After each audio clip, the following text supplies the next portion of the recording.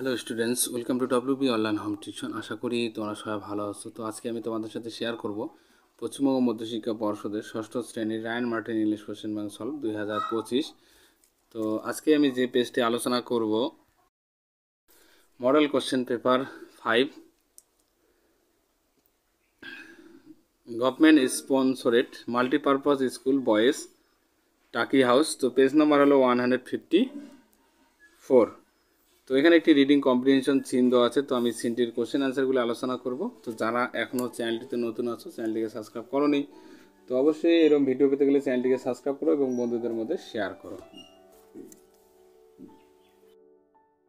এখন আলোচনা করব এ দাগে টিক দ্য কারেক্ট অল্টারনেটিভ। তো সঠিক উত্তরটি নির্বাচন করব। The shopman was absent for a wheel after going behind the. তো দোকানদার আর কি পিছনে যাওয়ার পরে কিছুক্ষণ অনুপস্থিত ছিলেন, সেটা কোথায় ছিলেন? তিনি কাউন্টারে। অ্যাট দ্য আনসার হবে ডি। এরপরে the magic box was inside gifts, এখানে পকেট হবে। তো এরপরে দেখো বি দাগের complete the following sentence with information from the text থেকে আমরা ইনফরমেশনগুলি নিয়ে পূরণ করবো। Gip's tugged his father's finger forward to, এখানে ইন দ্য শোরুম হবে। The magic toys is shored does not, this is a unique one, it neither bends হবে। The shopman অ্যাপিয়ারেড again, দোকানদার আবার হাজির। From a dark corner of the room. তো এরপরে দেখো C দেখেন অ্যান্সার দ্য ফলোইং কোশ্চেন্স। তো what did the narrator notice with a feeling of distrust, অবিশ্বাসের অনুভূতি নিয়ে বর্ণনাকারী কি লক্ষ্য করেছিলেন? I saw with a feeling of distrust that Gip was holding this person finger as usually he held mind. ওকে, এরপরে আমরা আলোচনা করব। এখানে একটি প্যাসেজ দেওয়া আছে। Once upon a time there live a shepherd in a village, মানে একদা এক গ্রামে এক রাখাল বাস করত। Every afternoon he took his herd of sheep to the meadow at the outskirts of the village, প্রতিদিন বিকেলে সে তার ভেড়ার পাল গ্রামের উপকণ্ঠে তৃণভূমিতে নিয়ে যেত। His horse and pet dog accompanied him, মানে তার ঘোড়া এবং পোষা কুকুর তার সাথেই ছিল। The dog use to watch the sheep, তো কুকুর ভেড়া দেখত। Meanwhile the shepherd rode his horse to the nearby forest to collect wood, তো এদিকে রাখাল কী করতো? তার ঘোড়ায় চড়ে পাশের জঙ্গলে কাঠ সংগ্রহ করতে গিয়েছিল। One day it took so long for him in the forest that his dog led the hart home alone, তো একদিন জঙ্গলে তার জন্য এতটা সময় লেগেছিল যে তার কুকুর একাই ওই ভেড়ার পালকে বাড়িতে নিয়ে গেল। ইট ওয়াজ টু লেট, অনেক দেরি হয়ে গিয়েছিল তার। হোয়েন দ্য শিভার্ড রিটার্নেড, মেষপালক যখন ফিরে এলো, হি saw nothing but a wolf, তখন সে একটি নেকড়ে ছাড়া আর কিছুই দেখতে পেল না। তো এই কোশ্চেনগুলি দেখো। Who would accompany the shepherd to the meadow, মেষপালকের সাথে কে তৃণভূমিতে গিয়েছিল? The shepherd to the meadow, his horse and pet dog accompanied him, তো তার সাথে কুকুর এবং ঘোড়া গিয়েছিল। তো number 2, what did the shepherd see when he returned, তো মেষপালক ফিরে আসার সময় কি দেখেছিল? তো the shepherd see when he returned he saw nothing but a wolf, সে মানে ফিরে আসার পর সে ওই নেকড়ে ছাড়া আর কিছুই দেখতে পেল না। এরপরে দেখো এখানে একটি রিডিং কম্প্রিহেনশন আনসিন দেওয়া আছে। তো আনসিনটি আমরা বাংলা মানুষে আলোচনা করবো, তারপরে কোশ্চেন আনসারগুলি। তো Kripacharya the son of Sharadwan and Janapati was appointed to teach the Kaurava and the Pandavas archery and other materials arts. Sharadwan ও জনপদের পুত্র কৃপাচার্যকে কৌরব এবং পাণ্ডবদের ধনুবিদ্যা এবং অন্যান্য যুদ্ধবিদ্যা শেখানোর জন্য নিযুক্ত করা হয়েছিল। When they became proficient enough, তো যখন তারা যথেষ্ট দক্ষ হয়ে উঠল, Bhishma was on the lookout for another teacher to teach them more advanced techniques. তখন ভীষ্ম কি করলেন, তাদের আরও উন্নত কৌশল শেখানোর জন্য অন্য শিক্ষকের সন্ধান করছিলেন। Dronacharya was engaged for this purpose, তো দ্রোণাচার্য এই উদ্দেশ্যে নিযুক্ত ছিলেন। তো Dronacharya was the son of Rishi Bharadwaj, তো দ্রোণাচার্য ছিলেন ঋষি ভরদ্বাজের পুত্র। Prishata the king of Panchal was a great friend of Bharadwaj, তো পাঞ্চালের রাজা পৃষ্ঠা ভরদ্বাজের পরম বন্ধু ছিলেন। Drupada the king's son used to visit the hermitages of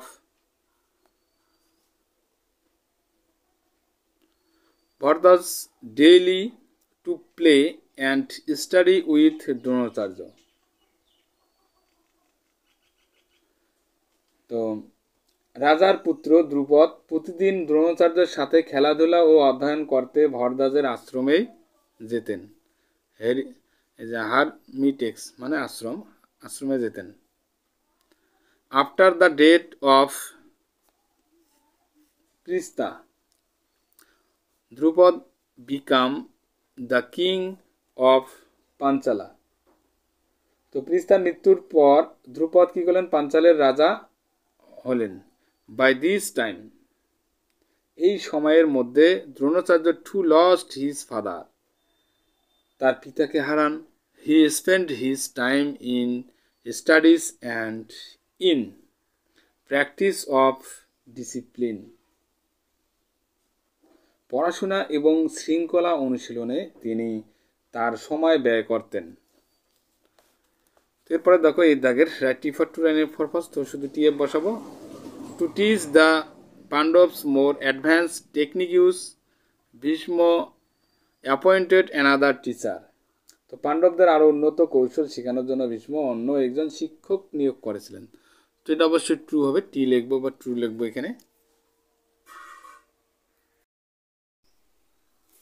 এরপরে দেখো ঋষি ভরদ্বাজ অ্যান্ড কিং পৃষ্ঠা ওয়ার গ্রেট ফ্রেন্ডস, তো ঋষি ভরদ্বাজ ও রাজা পৃষ্ঠা মহান বন্ধু ছিলেন, তো এটা অবশ্যই ট্রু হবে, টি লিখবো এখানে। After the death of Prishata Bhishma became the king of Panchal, তো পৃষ্ঠার মৃত্যুর পর ভীষ্ম পাঞ্চালের রাজা হন, তো এটা অবশ্যই ফলস হবে, এখানে এফ লিখবো। এরপরে দেখো বি দেখেন answer the following question, what did Kripacharya teach the Kauravas and the Pandavas, Kripacharya Kaurava ও পাণ্ডবদের কি শিক্ষা দিয়েছিলেন? Kripacharya the sons of Sharadwan and Janapadi was appointed to teach the Kauravas and the Pandavas archery and other martial arts. How did Dronacharya spend his time after death? তো পিতার মৃত্যুর পর দ্রোণাচার্য তার সময় কিভাবে অতিবাহিত করেছিলেন? Dronacharya spend his time in studies and in practice of discipline. তো বন্ধুরা এরপরে আলোচনা করব গ্রামার অ্যান্ড ভোকাবুলারি যে কোশ্চেনগুলি দেওয়া আছে। নাইদার প্রীতম নর রাজু, তো এখানে ওয়াজ বসাবো, ওয়াজ ইনভাইটেড, তো এখানে fill in the blanks with suitable verbs agreement বসাবো, সুইটেবল ভার্ব এখানে ওয়াজ বসবে। Rice and curry is my favourite food, এখানে ইজ হবে। তো এরপরে দেখো প্রিফিক্স বা সাফিক্স ইউজ করবো, তো এখানে আমরা সাফিক্স ইউজ করছি, তো পিউরিটি হবে, এনজয়মেন্ট। এরপরে দেখো ছয় the do as directed, the child looked at the toy with amazement হবে, fill in the abstract noun amazement. Okay, তো সার্থক এখানে ড্যাশ ডু আছে, হিজ হোমওয়ার্ক রেগুলারলি, তো fill in the blanks with correct from verb the given verbs, তো এখানে do আছে, does করব। তো এরপরে দেখো there is a university in our locality, তো এখানে ইউনিভার্সিটির আগে কি বসবে, এ বসবে। তো fill in the blanks with the appropriate article হবে এ, কারণ এখানে ভাওয়াল থাকা সত্ত্বেও ইউটিউবের মতন উচ্চারণ আছে, এই কারণে এর না হয় এ বসবে। We saw a pack of jackals roaming at midnight, তো fill in the blanks appropriate collective noun বসালাম প্যাক। এরপরে দেখো সাতের দাগের find out words from the unseen passage থেকে খুঁজে খুঁজে এই সমর্থ ওয়ার্ডগুলি লিখব। তো যেমন স্কিলফুল মানে দক্ষ, তাহলে এখানে প্রফিসিয়েন্ট হবে, আপ টু ডেট, তো এখানে টিচ হবে। এরপরে দেখো রাইটিং স্কিল একটা দেওয়া আছে এখানে, তো write a story using the given hints and add the suitable moral to it, তো এখানে কিছু ইঙ্গিত ব্যবহার করে আর কি।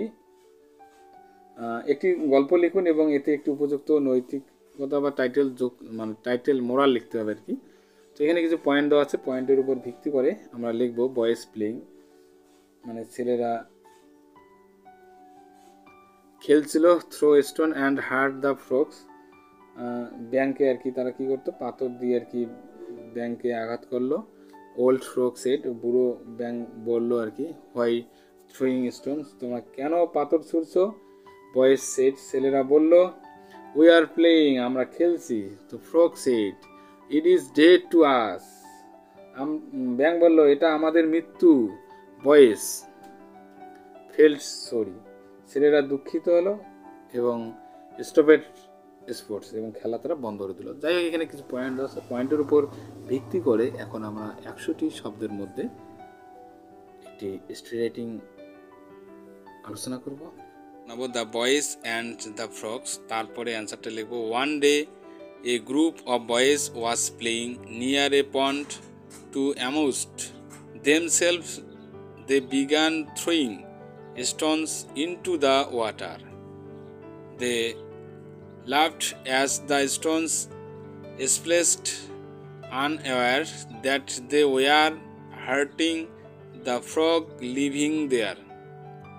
And old frog surfaced and pleaded, why are you throwing stones at us? The boys replied, we are just playing. The frogs sighed and said, what is play for you is dead for us. Realizing their mistake, the boys felt sorry and stopped their game. তো এরপরে একটা moral লিখবো এইভাবে, তো do not harm others for your amusement. Okay, তো বন্ধুরা এইভাবে একটি ছোট্ট স্টোরি রাইটিং লিখতে আমরা পারি 100টা শব্দের মধ্যে। ওকে, তো বন্ধুরা ভিডিওটি কেমন লাগলো অবশ্যই কমেন্ট করে কমেন্ট বক্সে জানাবে, এবং নতুন হয়ে থাকলে অবশ্যই চ্যানেলটিকে সাবস্ক্রাইব করো এবং বন্ধুদের মধ্যে শেয়ার করো। তো আজকে এই পর্যন্ত, সবাই ভালো থাকবে, নেক্সট ক্লাসে দেখা হবে। Please subscribe my channel. আমার ভিডিও দেখার জন্য তোমাদের সবাইকে অসংখ্য ধন্যবাদ।